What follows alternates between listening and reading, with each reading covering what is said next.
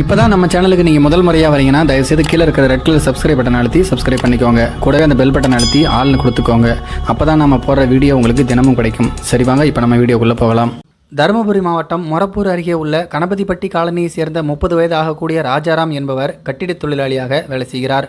இவருடைய மனைவி தமிழ் இலக்கியா. இவர்களுக்கு 3 குழந்தைகள் இருக்கிறார்கள். கூலி தொழிலாளியான ராஜாராம் நேற்று முன்தினம் வீட்டை விட்டு வெளியே சென்றவர் அந்த பகுதியில் இருக்கக்கூடிய நிழற்கூடத்தில் தலையில் கல்லை தூக்கி போட்டு கொலை செய்யப்பட்ட நிலைமையில் பிணமாக கிடந்தார். இது தொடர்பாக போலீசார் நடத்திய விசாரணையில் ராஜாராமினுடைய மனைவி தமிழ் இலக்கியாவிற்கும் இதில் தொடர்பு இருப்பதை கண்டுபிடித்தனர். அவருக்கும் அரூரை சேர்ந்த சரவணகுமார் என்பவருக்கும் ஏற்பட்ட கள்ளக்காதல் காரணமாக இந்த கொலை நடந்திருப்பது முதல்கட்ட விசாரணையில் தெரியவந்தது.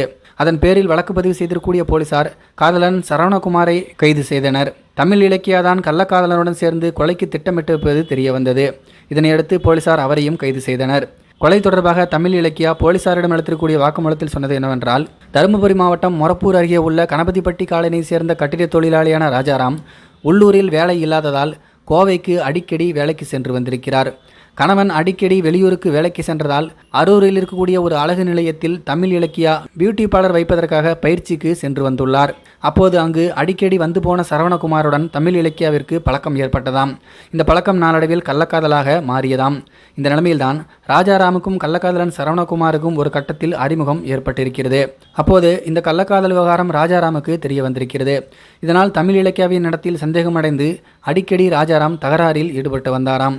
இது பற்றி தமிழ் இலக்கியா தன்னுடைய கள்ளக்காதலன் சரவணகுமாரிடம் சொல்லியிருக்கிறார்.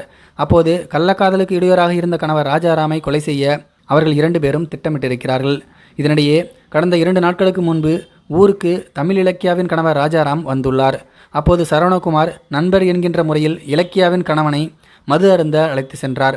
மது போதையில் இருந்த ராஜாராமை வீட்டில் விட்டுவிடுவதாக கூறி மோட்டார் சைக்கிளில் ஏற்றிக்கொண்டு வந்திருக்கிறார். கல்லடிப்பட்டி பகுதியில் வந்தபோது அதிக போதையால் ராஜாராமுக்கு மயக்கம் ஏற்பட்டிருக்கிறது.